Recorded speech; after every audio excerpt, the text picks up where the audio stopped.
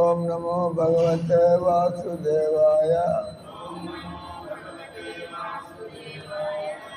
ఓం నమో భగవతే వాసుదేవాయ.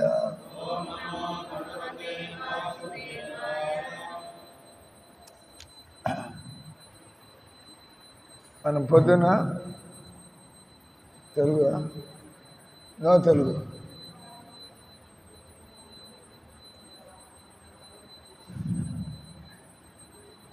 What will you do? Go to room. You are released. Yeah, most of them are Telugu people. So, class will be Telugu, okay? Hare Krishna. You can go to your room. Go on. Huh? Okay. So, మనం another guy, he doesn't also. Everybody is Telugu. Free.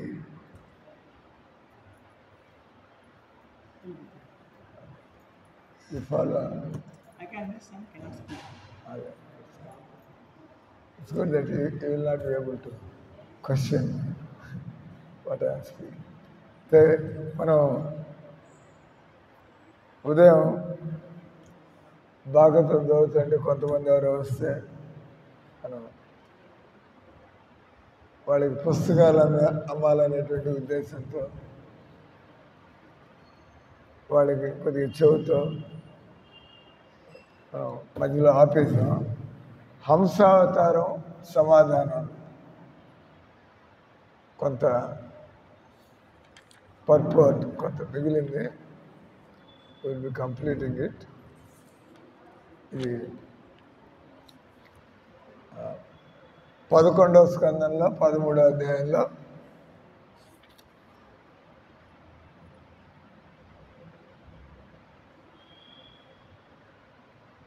నలుగురు కుమారులు బ్రహ్మదేవుణ్ణి ఈ సంసారపు మాయ దుఃఖాలు దీని నుంచి ఏం తెలుసుకుని ఏం చేసి అనేది బ్రహ్మదేవుడు ఆయనకన్నీ తెలిసినా కూడా నారాయణ దగ్గర నుంచి ఎవరైతే అందరినీ సృష్టించాడో ఆయన దగ్గర నుంచి విన్నట్లయితే మనకి పూర్తి జవాబులు దొరుకుతాయి అని చెప్పి బ్రహ్మదేవుడు వాళ్ళందరినీ తీసుకొని ఈ నలుగురు కుమారులను తీసుకొని బ్రహ్మదేవుడు విష్ణుమూర్తి దగ్గరికి. అప్పుడు విష్ణుమూర్తి ఆయన హంసావతారంలో డైరెక్ట్గా దర్శనమయ్యాడు. ఆయన చక్కటి తెల్లటి హంస రూపంలో ఆయన వాళ్ళ ముందు ప్రత్యక్షం అవుతాడు. ప్రత్యక్షమై మనం చెప్పుకున్నాం, మనుషుల్లో ఎవరైతే నరోత్తమం, మనుషుల్లో ఎవరైతే ఉత్తముడో వాళ్ళే ఈ రహస్యమైనటువంటి జ్ఞానం, ఈ భౌతిక జగత్తులో ఆత్మజ్ఞానాన్ని పొందాలంటే మనం ఎంతో యోగ్యతను కలిగి ఉండాలి. అన్ని పుస్తకాల్లాగా ఏదో చదివేసి అట్లా మనకి, అందుకే భగవద్గీత జనాలకి అర్థం కావట్లేదు. చదవడం వచ్చు, భగవద్గీత ఉంది, కానీ ఎవరు కూడా ఆత్మని కానీ కృష్ణుని కానీ భక్తి మార్గాన్ని కానీ వాళ్ళు పట్టుకోవటం లేదు. ఎందుకంటే రజోగుణంలో తమోగుణంలో ఉండే వాళ్ళకి భగవద్గీత అర్థం కాదు. అందుకే ప్రభుపాద డూస్ అండ్ డోంట్స్, ఏం చేయాలా ఏం చేయకూడదు అవి పాటిస్తూ ఏవి వదిలిపెట్టాలా ఏవి పాటించాలా అవి చేస్తూ ఉంటే మనకి సత్వగుణం కలిగినప్పుడు, సత్వగుణంలోనే మనం అంటే విచక్షణ జ్ఞానం. సత్వగుణం అంటే మనలో కొంత ఇంద్రియాల మీద మనస్సు మీద కొంత కంట్రోలు లేదా కొంత ప్యూరిఫికేషన్. మనకి ఏ రకంగా మనకి కళ్ళ రోగం ఉంటే మీరు ఎప్పుడైనా రైల్వే గార్డ్ పోస్ట్ కావాలంటే మీకు కలర్ బ్లైండ్నెస్ ఉండకూడదు. ఎందుకంటే రైల్వే గార్డుకి ఎర్ర జెండాలు పచ్చ జెండాలు దూరం నుంచి గుర్తుపట్టాలా. ఆయనకి కలర్ బ్లైండ్, కొంతమంది అదొక రోగం, కళ్ళకి కలర్ బ్లైండ్నెస్ అంటే మనం పొరపాటు చేస్తాం, ట్రైన్ యాక్సిడెంట్స్ అయిపోతాయి. అది మెడికల్ ఫిట్నెస్. ఏ రకంగా మనకి కళ్ళ రోగం ఉంటే కొన్ని ఉద్యోగాలకి పనికిరాం. అలాగే మిలిటరీలోకి పోతారు, మిలిటరీలో వాళ్ళు మీ ఫిట్నెస్, ఫిజికల్ ఫిట్నెస్ అది చూస్తారు. ఇక అది లేకపోతే రిజెక్టెడ్. ఇతను మిలిటరీలో పనిచేయాలి. మిలిటరీలో రకరకాల ప్రదేశాలకు వెళ్ళి మనం ఎన్నో కఠినమైన పనులు చేయాల్సి ఉంటుంది. కాబట్టి కొంత ఫిజికల్ ఫిట్నెస్ పరీక్ష పెడతారు, దానిలో సెలెక్ట్ అవుతారు, వాళ్ళు రిక్రూటెడ్ ఇన్ ది మిలిటరీ. అదే రకంగా భగవద్గీత నేర్చుకోవడానికి కూడా ఒక క్వాలిఫికేషన్. భగవద్గీత నేర్చుకోవాలంటే మనం కొన్ని నియమాలు పాటిస్తూ కొంత సాధన చేస్తూ ఉంటే మనకి భగవద్గీత వింటూ ఉంటే అర్థమవుతుంది. మన మైండ్ రజోగుణంలో పరిగెడుతూ ఉంటే, మన మైండ్ తమో గుణంలో, మన మనస్సు మాంసాహారము, సిగరెట్లు, బీడీలు, సినిమాలు, అటువంటి వాళ్ళు ఎలా అర్థం చేసుకుని వాడు పైపోయిన మైండ్ అంతా కూడా బయట పరిగెడతారు. వాళ్ళకి ఈ టాపిక్ వాళ్ళకి అర్థం కాదు, రుచి ఉండదు. ఆ రకంగా భగవద్గీతని తెలుసుకోవాలంటే కొంత ప్రశాంతమైనటువంటి మనస్సు ఉండాలి, మనకి కొంత క్రమశిక్షణ ఉండాలి. అందుకోసం కాబట్టి ఈ సంసారంలో ఎక్కువ మంది దీనిలో ఎంతో ఆనందం ఉన్నా కూడా, దీనిలో జీవిత పరమార్థం ఉన్నా కూడా జనాలు రావటం లేదు కదా. సెలెక్టెడ్ మనుష్యానాం సహస్రేషు. కాబట్టి ఇక్కడ భగవంతుడు హంసావతారం అంటే ఎవరయ్యా ఇటువంటి జీవితాన్ని ఈ విధంగా గడపడం. వెనకటి కాలంలో సాయంత్రం అయ్యేప్పటికీ జనాలు టీవీలు, సినిమాలు, వాళ్ళంతా చక్కగా కూర్చుని అందరూ రచ్చబండ దగ్గర చేరి చక్కగా భజనలు చేసి రామాయణం, భాగవతం, మహాభారతం. ఒక చాణక్య పండితుడు అన్నాడు, చాణక్య పండితుడు బుద్ధిమంతుడు కాలాన్ని ఎలా గడుపుతాడయ్యా? ధీమతాం కాలో గశ్యంతి ధీమతాం. ఒక బుద్ధిమంతుడు కాలాన్ని ఎలా గడుపుతాడు? आपको हिंदी वाला मेजॉरिटी बढ़ते जा रहे हैं और हिंदी वाले जुड़ गए, you are getting into majority.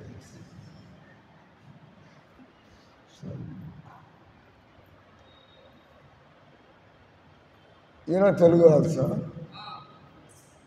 सब थोड़ा थोड़ा बोलने वाला है, ये भी बोलते हैं थोड़ा थोड़ा.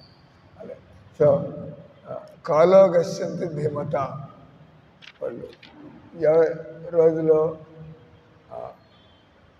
ప్రాతకాలం, మధ్యాహ్న కాలం, రాత్రికాలం, 3 సంధ్యలు.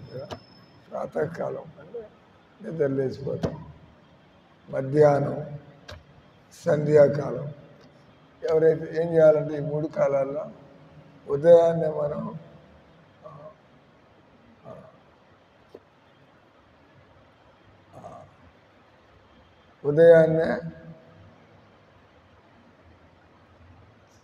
ఇప్పుడు ఇంకా తెల్లవారుతుంది, దొంగతనాలకి పనికి వస్తుంది. ఆ టైంలో తెల్లారుదా జనాలు గొడ్డులాగా నిద్రపోతూ ఉంటారు.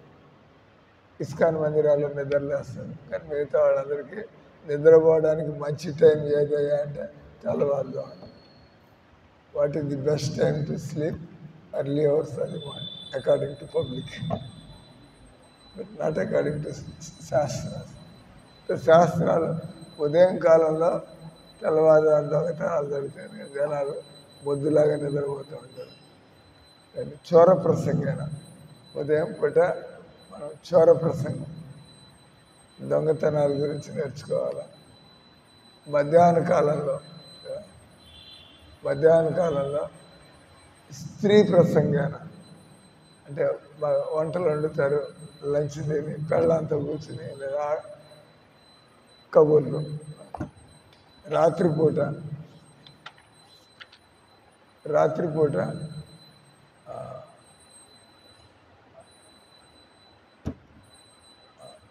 జ్యోత ప్రసంగాన క్లబ్బులకు పోతారు కదా, క్లబ్ డ్యాన్సులు, క్లబ్లో పేకాట్లాడడం. ద్యూత ప్రసంగేన చోర ప్రసంగేన స్త్రీ ప్రసంగేన ఈ సంసారంలో జనాలు చేసే జనరల్లీ ఏదో విధంగా డబ్బులు సంపాదించడం, ఆడవాళ్ళతో కాలక్షేపం చేయడం, ఆ తర్వాత వాళ్ళు ఈ క్లబ్బులు, సినిమాలు, జీవితం అంటే జనాలకి వాళ్ళ లైఫ్ స్టైల్ విదేశాల్లోకి పోతే మీరు అనుకో ఏంటంటే చాణక్య పండితుడు ఈ దొంగతనాల గురించి, ఆడవాళ్ళ గురించి, తర్వాత ఈ జోదం వీటి గురించి వాటిని నేర్చుకోమండి. అంటే చాణక్య పండితుడు గొప్ప పండితుడు. ఆయన బుద్ధిమంతులైనటువంటి వాళ్ళు ఉదయం పూట దొంగతనాల గురించి నేర్చుకోవాలి, మధ్యాహ్నం పూట ఈ ఆడవాళ్ళతో ఎలా గడపాలి జీవితాన్ని అది నేర్చుకోవాలి, రాత్రిపూట మనం ఏ విధంగా ఈ క్లబ్బులు, జూదం వీటి గురించి. అంటే ఆయన జోకింగ్గా ఆ పదాన్ని, ఆ శ్లోకాన్ని రాశాడు. కానీ అంటే ఇంతకుముందు వెనకాల పెద్ద పెద్ద వాళ్ళు ఏదో శ్లోకాలు రాసేప్పుడు దాన్ని ముడివిప్పమంటారు. సో దాని అర్థమైంది. వెనకటి కాలంలో అంత పండితులు, మనం అంత సుంఠలం కలికాలంలో ఏమీ మనకి పాండిత్యం ఇవన్నీ ఉండవు, తగ్గిపోతాయి కలికాలం. ఆ రోజులు సరిగ్గా వాళ్ళు కొంతమంది ఇప్పుడు కూడా ఆ విధంగా పుడతారు, పండితుల్లాగా ఎన్నో విషయాలు మాట్లాడతారు, జనాలకి ఎంతో మనోరంజనం కలుగుతుంది, చీప్ మనోరంజనం కాకుండా. దాని అర్థం ఏంటంటే ఆయన చెప్తున్నాడు చోర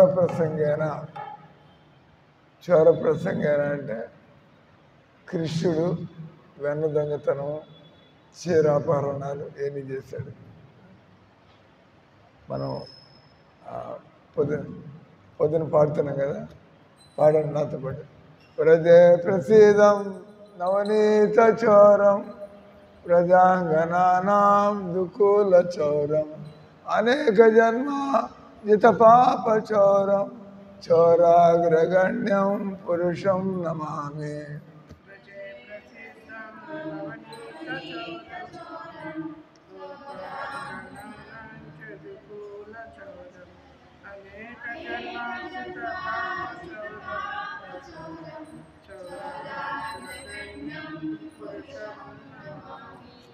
వ్రజే ప్రసీదం నవనీత చోరం ప్రజాంగనానాం దుకూల చౌరం అనేక జన్మ జిత పాప చౌరం చౌరాగ్రగణ్యం పురుషం నమామి.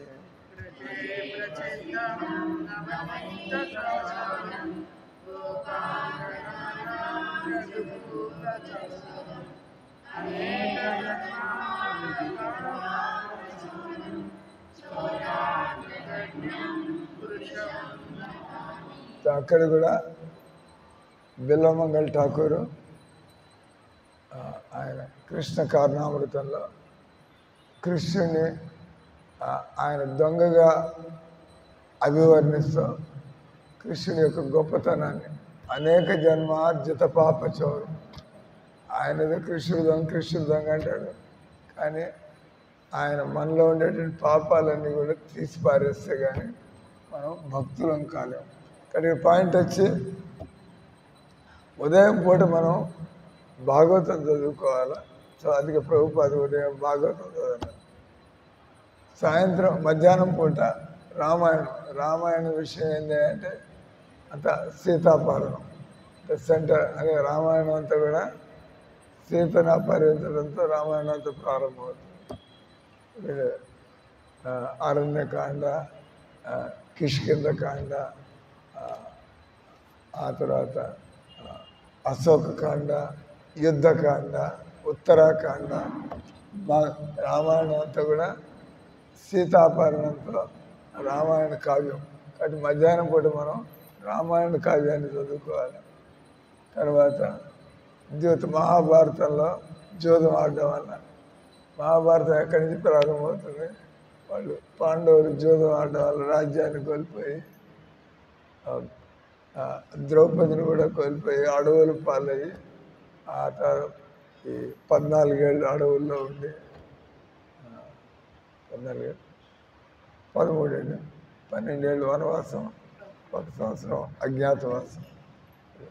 ఈ రకంగా కాబట్టి ఆయన ఏమంటాడు, మానవులు జీవితాన్ని రామాయణం చదవడం, భాగవతం చదవడం, మహాభారతం చదవడం, మనకు కావాల్సినటువంటి జ్ఞానం కానీ, మనకు కావాల్సినటువంటి మనోరంజనం కానీ, మనకు కావాల్సినటువంటి ఏ విధంగా జీవితాన్ని గడపాల జ్ఞానం ఎంత కూడా వైరాగ్యం కానీ, వైరాగ్యము, జ్ఞానము, భక్తి, ఈ గ్రంథాలు చదివినట్లయితే మానవ జీవితం రామాయణము, మహాభారతం, భాగవతం, ఈ 3 గ్రంథాలు మనం బాగా చదువుతూ ఉంటే మీకు ఈ సంసారం అంటే విరక్తి కలుగుతుంది. మీకు మానవ జీవితంలో ఏం చేయాలో జ్ఞానం కలుగుతుంది. తర్వాత మీరు ఎలా భక్తి చేసుకుంటూ ఆనందంగా భక్తి చేస్తే మనం జీవితం అంతా ఇలా గడుపుతున్న రోజు మంగళారతి, రోజు శృంగారారతి, సంధ్యారతి, మనం రోజు భాగవతం, ఏం విసిగా ఇదొక జీవిత విధానం. ప్రశాంతంగా జీవితం. బయట వాళ్ళు చూస్తున్నారు, ఆ సినిమా టికెట్లు దొరక్క, ఆ క్రికెట్ మ్యాచ్లు అంత కింద మీద అప్పుడు కొట్టుకుంటూ గొడవలు జరుగుతూ, కానీ భక్తుల జీవితం ప్రశాంతంగా. ఎందుకంటే వాళ్ళు ఆ తమో గుణంలో కానీ రజోగుణంలో కానీ వాళ్ళు బతకటం లేదు. కాబట్టి ఇక్కడ హంస అవతారం అంటే ఎవరైతే చక్కటి నిర్మలమైనటువంటి మనస్సు కలిగి ఉంటారో అటువంటి వాళ్ళే మానవ జీవితాన్ని చక్కగా గడపగలుగుతారు. ఎప్పుడు దాకా మన మనస్సులో పర్వతాలు పేలుతూ ఉంటే కింద పడి మీద పడి బయట ఎంతమంది జనాలు వేట, డబ్బు వేట, ఆడవాళ్ళ వేట, పదవుల వేట, పదవుల కోసం, డబ్బు కోసం, ఆడవాళ్ళ కోసం జనాలంతా పరిగెడుతున్నారు ఈ ప్రపంచంలో. ఎవడైతే ఇదంతా వదిలిపెట్టాడో వాడి ప్రశాంతంగా కూర్చొని ఈ విధంగా జీవితాన్ని కాలక్షేపం చేయగలుగుతాడు. అది మానవ జీవితం. మనం ఈ హరే కృష్ణ మంత్రాన్ని అంటాం. మెల్లిగా ఈ పిచ్చి అంతా వదిలించుకోవాలి. మనం మంత్రాన్ని అంటే మనసు కాస్త బాగుపడుతుంది అని అంత. హరే కృష్ణ గట్టిగా, హరే రామ హరే రామ. అంటే హంసావతారం అంటే భగవంతుడు చెబుతున్నాడు, ఇది ధూర్తులకి, మూర్ఖులకి, దుర్మార్గులకి వాళ్ళు వచ్చే మార్గంగా ఇదంతా కూడా హంస లాంటి. ఎవరైతే చక్కటి నిర్మలమైనటువంటి మనసు కలిగి ఉంటారో అటువంటి వాళ్ళు ఇటువంటి విషయాల్ని వాళ్ళు రుచి చూపిస్తారు. రెండవది, హంస పాలలోంచి, మామూలుగా పాలు ఉంటాయి, పాలు తెల్లగా ఎందుకుంటాయంటే దానిలో పాలలో కొంత మంచి పోషణ పదార్థం, దాన్ని మనం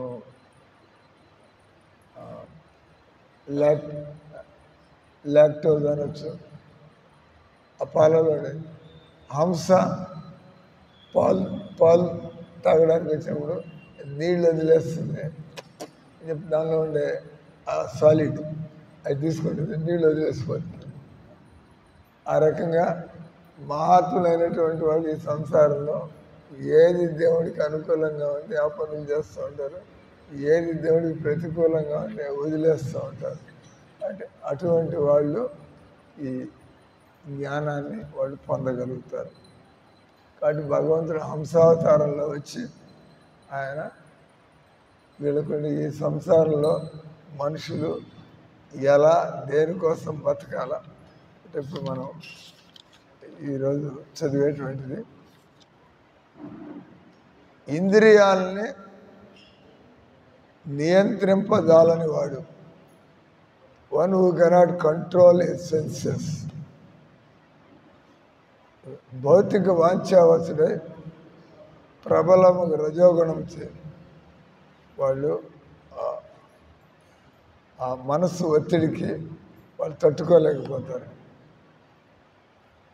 ఆ వ్యక్తికి తెలుసు భవిష్యత్తులో దుఃఖం కలుగుతుందన్నా కూడా అతడు ఆ పాడు పనులే చేస్తూ ఉంటాడు. తర్వాత 12వ శ్లోకం. బుద్ధి రజస్తమోగుణములచే మలినమైనప్పుడు, అంటే మలినం అంటున్నాడు. జనాలు మలినపు బుద్ధి కలిగి ఉండడం వల్ల వాళ్ళు ఈ సంసారంలో బతకగలుగుతున్నారు. అంటే పందులు కుళ్ళు కాలువల దగ్గర ఉంటాయి, మీకు అక్కడ కుళ్ళు కాలువ దగ్గర ఉండవు అంటే మీరు ఆ వాసనలు, ఆ పరిస్థితి. కుళ్ళు కాలువల దగ్గర పందులు ఉంటాయి, కానీ హంసలు అవి చక్కటి సరోవరాల్లో ఆ ప్రాంతంలో ఉంటాయి. ఆ రకంగా రజస్తమో గుణాలు అంటే మురికితో పోలుస్తారు. మురికి మనస్సు ఉన్నవాళ్ళు బయట ప్రపంచంలో వాళ్ళు అవన్నీ సంతోషపడుతూ ఉంటారు. బయట ప్రపంచంలో ఉండేటువంటి వాతావరణం ఇష్టపడుతూ ఉంటారు, సినిమాలని, హోటళ్ళని. కానీ భక్తులు అటు పక్కకి చూడరు. విద్వానుడు తన మనస్సును జాగ్రత్తగా అతను నియంత్రించును. ప్రకృతి గుణముల దోషాలను అంటే ఎప్పుడు కూడా గుర్తు చేసుకుంటూ ఉంటాడు. నేను శరీర సుఖాల కోసం పోకూడదు, నేను ఈ శరీరాన్ని భగవంతుడి సేవలో ఉంచుకోవాలి. ఈ విధంగా అతడు మెల్లిగా ఎదగడం. కాబట్టి జీవితంలో ఎదగడం అంటే మనం పదవులు పొందడం, ఎదగడం అంటే డబ్బు సంపాదించడం, మనం పలుకుబడి సంపాదించడం, అది ఎదగడం కాదు. ఎదగడం అంటే మనసు ఎదగాల. ఆ తర్వాత 13వ శ్లోకం. 13వ శ్లోకంలో మనిషి సావధానంగా, అంటే మనుషులు ఎప్పుడు కూడా బీ అటెంటివ్, అంటే ఎప్పుడు జాగ్రత్తగా ఉండాలి. ఇష్టం వచ్చినట్టు బతకడం కాదు. మనిషి సావధానంగా, గంభీరంగా, సోబర్ అంటే మనం ఈ చిన్న చిన్న విషయాలకి మనం ఎరైపోకూడదు. సావధానంగా, గంభీరంగా. అంటే అతడు సోమరిపోతు కానీ ఖిన్నుడు కానీ మళ్ళీ. కాబట్టి జీవితంలో సోమరిపోతులు ఏం సాధించలేరు. ఖిన్నుడు ఎవరైతే ఎప్పుడు డిప్రెషన్లో, టెన్షన్లో ఉంటారో అటువంటి వాళ్ళు కూడా చక్కగా పని చేయలేరు. కాబట్టి మనిషి సావధానంగా, గంభీరంగా, బీ అటెంటివ్, బీ సోబర్. శ్వాసకు, ఆసనానికి సంబంధించిన యోగ, ఈ భక్తి మార్గం. మంత్రం తెలియని వాళ్ళు, మంత్రం గురువులు దొరికితే కానీ మనకు మంత్రం దొరకదు కదా. మీరు ఇస్కాన్ వాళ్ళ దగ్గరికి వస్తే మంత్రం డైరెక్ట్గా చెప్పేస్తారు. మంత్రం చెప్పేయండి. రామానుజాచార్యుడిగా ఆయన చెప్పినట్టుగా రామానుజాచార్యుడు అన్ని తపస్సులు చేసి ఆఖరిలో మంత్రం యొక్క మహిమను తెలుసుకున్నాడు. ఇస్కాన్ వాళ్ళు డైరెక్ట్గానే మంత్రాన్ని ఇచ్చేస్తారు అందరికీ. ఇది మంత్రం చేయండి, కానీ అందరూ అర్థం చేసుకోలేరు. అంటే ఇక్కడ శ్వాస, ప్రాణాయామము, ఆసనాలు ఇవన్నీ చేసి ఒక స్థాయికి వచ్చిన తర్వాత అతడు మనస్సును కొద్దిగా నిగ్రహించుకోగలుగుతాడు. ఆ నిగ్రహించుకున్న మనస్సుని ఎక్కడ పెట్టాలి? సంసారంలో పరిగెట్టే మనస్సుని నిగ్రహించాము, ఎక్కడ పెట్టాలి? మనస్సు దేవుడు. కానీ మనం హరే కృష్ణ మంత్రంలో డైరెక్ట్గా ముందరే దేవుడి పెట్టి మనం సంసారపు మోహం నుంచి, తర్వాత మనస్సును అన్య వస్తువుల నుంచి దాన్ని వెనక్కి లాగి దాన్ని డైరెక్ట్గా, తర్వాత మనకు తగిన విధంగా మనసుని ఏ విధంగా చేస్తే నా యందు లగ్నం అనుచుంటే భగవంతుడి మీద హంస చెబుతుంది. హంస కూడా దేవుడే కాబట్టి హంస అవతారం. నా యందు లగ్నం అంటే నిజమైన యోగ విధానం అని ఆ సనత్ కుమారు వీళ్ళకి హంస ఉపదేశం ఇచ్చింది. ఉద్ధవుడి వల్లే మనిషి నేరుగా కృష్ణుడు లేదా ఆయన ప్రామాణిక ప్రతినిధి నుంచి మనస్సును దేవదేవుని లగ్నమార్చునని తెలుసుకునేవారు. తర్వాత 15 ఉద్ధవుడు పలికను కేశవ, ఏ కాలమునందు ఏ రూపములో ఏ యోగ శాస్త్రం నీవు సనకునికి అతని సోదరులకు ఉపదేశించితివి. కాబట్టి అతడు హంసావతారంలో నువ్వు ఏ రూపంలో హంస రూపంలో ఏ యోగ శాస్త్రాన్ని నువ్వు సనత్ కుమారులకి అది నేను వినగోరుచున్నాను ఉద్ధవుడు అడిగాడు. ఇప్పుడు భగవంతుడు అన్నాడు, భగవాను వాచ. ఈరోజు శ్లోకం. బ్రహ్మ మానసపుత్రులకు 4 కుమారులకు యోగం యొక్క పరమ లక్ష్యాన్ని గురించి ఆ సూక్ష్మ విషయాల్ని వాళ్ళు బ్రహ్మదేవుడిని అడిగారు. ముందర సనకాది తండ్రిని అడిగారు, దేవా, జనులు మనసులు సహజంగానే ఇంద్రియ భోగాలు, ఈ భూమి మీద పుట్టిన వాళ్ళంతా కూడా భోగాల వైపు పోతూ ఉంటారు. ఇంద్రియ విషయాలు వాంఛనపులు కోరికలు కలుగుతూ ఉంటాయి. కాబట్టి మోక్షాన్ని కోరువాడు, ఇంద్రియ భోగ కలాపాలను దాటగోరువాడు మనిషి. వీటిని ఎలా ఈ కోరికను నశింపజేయగలడు మాకు వివరించవలసిందని బ్రహ్మదేవుడిని అడిగాడు. మనిషి బద్ధజీవుడిగా ఉన్నంత వరకు ఇంద్రియ వస్తువుల్ని అతని మనసు కలవరపరుచుండు.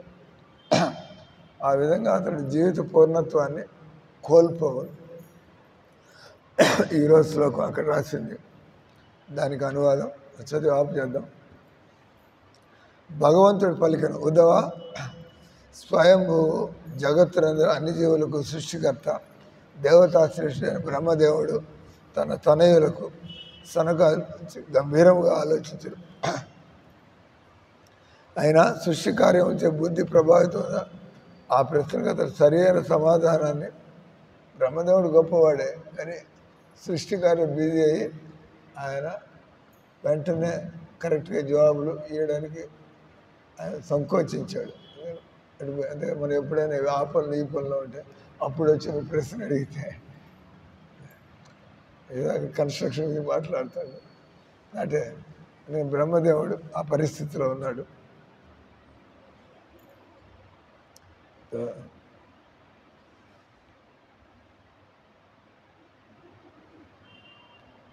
కృష్ణుడు తన నిజ రూప గుణ కర్మల యొక్క అనుభవపూర్వక జ్ఞానాన్ని బ్రహ్మకు ఇచ్చి ఉన్నాడు. తన ఆదేశాన్ని గట్టిగా పాటించమని ఆదేశించి ఆ విధంగా బ్రహ్మ విశ్వ సృష్టి నిర్ణయంలో భ్రమితుడు కాకుండా ఉండినని అతనికి ఆశీర్వాదించాడు. బ్రహ్మదేవుడు తన పుత్రుడు నారదుడికి, ఆయన నారద, దేవదేవుడు శ్రీహరి పాదపద్మములు నేను పరమోత్సాహంతో పట్టుకుని ఉన్నందున నేను పలికింది ఏది కూడా అసత్యము కాదు. కాబట్టి ఎవరైతే భక్తిలో ఉంటారో వాళ్ళు నిజాన్ని మాట్లాడగలుగుతారు. నా మానసిక పురోగతి, మనం ఎప్పుడు భక్తిలో ఉంటే మనం తప్పులు చేయము. మనం ఎప్పుడు భక్తిలో ఉంటే మనం బుద్ధి సరిగ్గా ఉంటుంది. కాబట్టి నా ఇంద్రియములు ఎన్నడూ కూడా పతనము చెందలేదు. మనం దేవుణ్ణి తప్పించి మనం అది ఇది కోరుకుంటున్నాం అంటే మనం పతనం దురదృష్టవశాత్తు బ్రహ్మదేవుడు సృష్టి కార్యం చే మోహితుడయ్యాడని కృష్ణుడు పలుకుతూ తన శక్తావేశ ప్రతిన గంభీరమైన పాఠమును చెప్పినాడు. భగవంతుడి దివ్య సేవలో ఎవడైనా కూడా మహోన్నత స్థితిని చేరినా ఏ క్షణమైనా అతనికి గర్వం కలిగినట్లయితే అది అతని ప్రవృత్తిని దూషితము చేసేటి ప్రమాదం ఉన్నది. అది మనం ఎంత భక్తి చేస్తున్నా కూడా మనం జాగ్రత్తగా లేనట్లయితే మనలో గర్వం అనేది వచ్చిందంటే అది మన బుద్ధిని కాస్త భ్రష్టు పట్టిస్తుంది.